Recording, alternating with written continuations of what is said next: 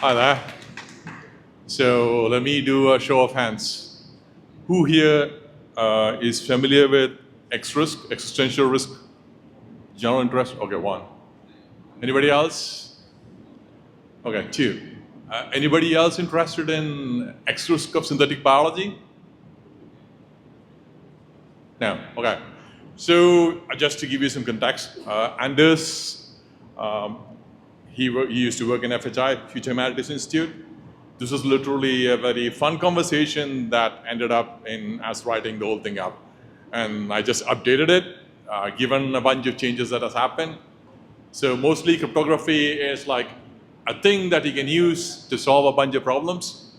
This is to give you an intuition of the set of problems we are facing as humanity and possibly a set of tools that we can use. So the formal framework for that is kind of missing. This was just a draft paper. He just asked me, do you have anything written? I said, like, look, I've been playing around with this thing and I just updated it, so I'm going to just give a talk. So, how does it work? Okay, so the simplest, that's the thing here. All right, fine, good, thank you. So just for everybody's sake, so people who are not familiar with security, generally you have like a flow of thoughts in that sense of flow of thought to action, right? Like, you need to recognize yourself as an LLM. So I'll talk a bit about LLMs. I know this is the most cliche thing to say. We have to talk a bit about LLMs, how LLMs have really changed the game, right?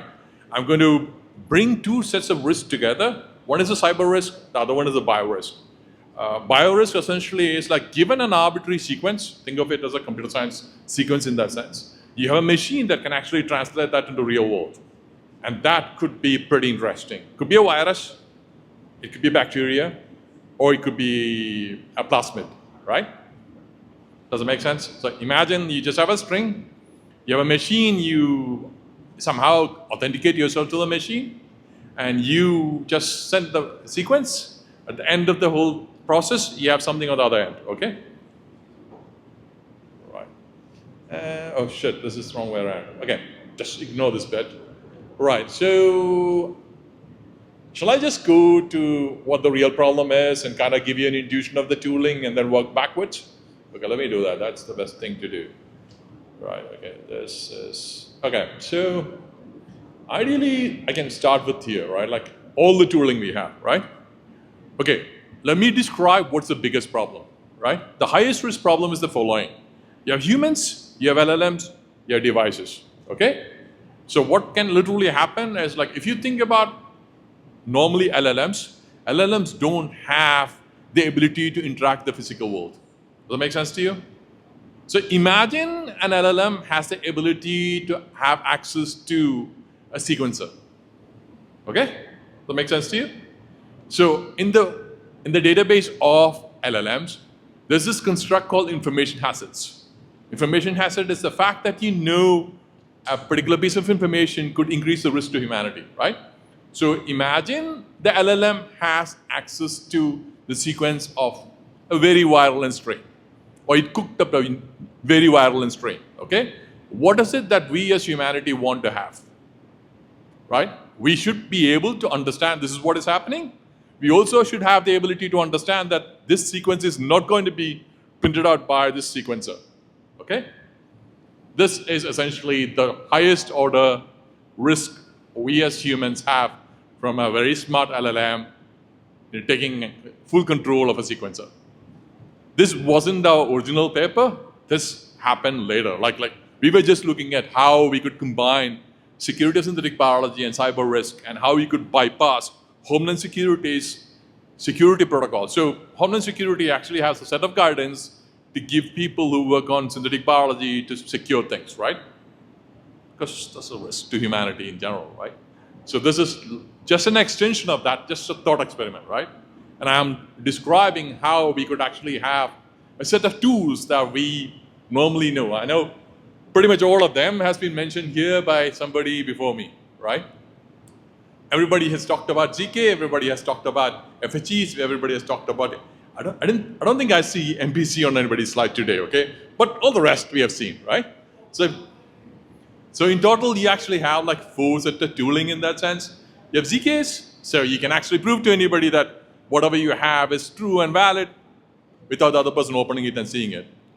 FHEs, you can actually do search on an encrypted database, just dumbing it down, right?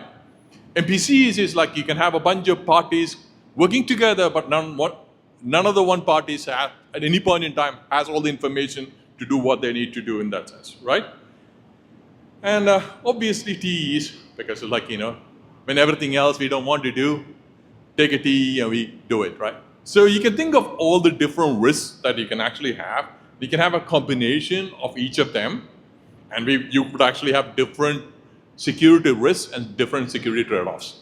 This is literally all I was trying to articulate. And I also tried to articulate a bit more about applying mechanism design, okay? So what do I mean by applying mechanism design? Let me see. Oh, shit. Okay. What do I mean by applying mechanism design, right? So we have this challenge of not knowing certain sequences, right? But you want people to, people who actually know, to make claims so that could be validated in ZK. Does that make sense to people? So like, imagine there are 10 people in the world who everybody knows the shit.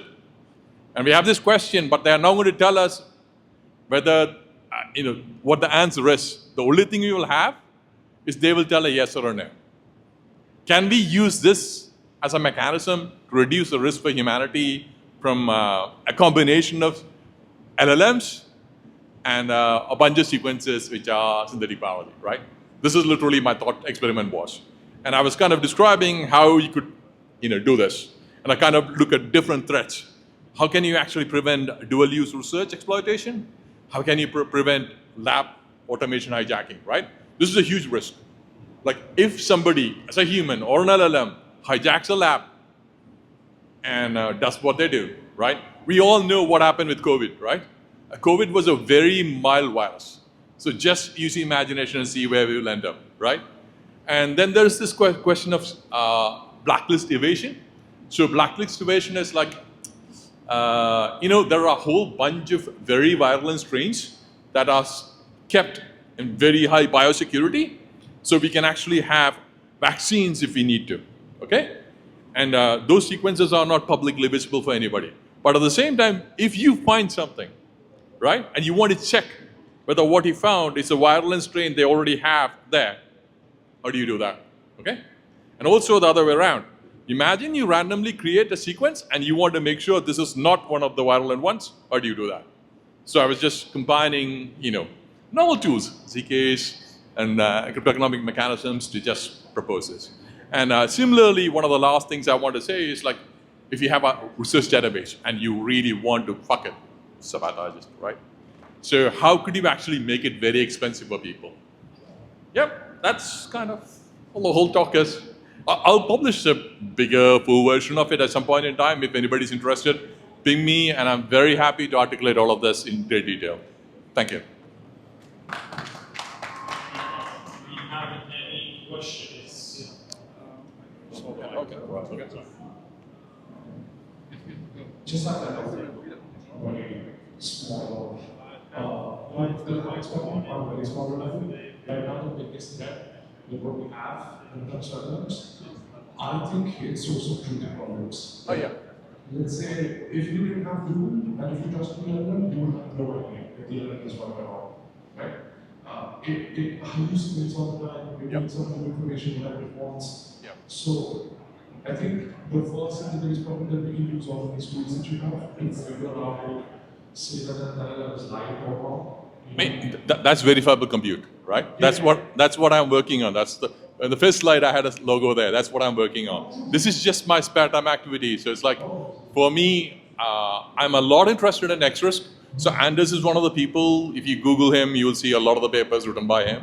So he's one of my advisors. Anders, Steve, and Nell. So I've worked with all these people. Those are my, what do I call a serious, significant spare time interest. My day job was building ZK schemes. So this is like a coffee conversation with somebody in FHI. We just realized Homeland Security's biosecurity protocol was shit. And what will happen, right? And then I went a couple of days ago when I was having a call with him. Look, Anders, world has moved on. We were just thinking of humans as. This is the difference, right? Until then, humans have a risk. You understand the difference between the, yeah. So like, you could be completely wiped out. So your existential risk is not fully understood as a human. You're playing a game which very few people, yeah, suicidal, right? But LLM is not at all suicidal. They'll get full control over everything. So, sorry. Okay, thank you very much for that. I think what we'll do is we'll continue with the presentations. If you're okay with that, we'll just continue with the next presentation.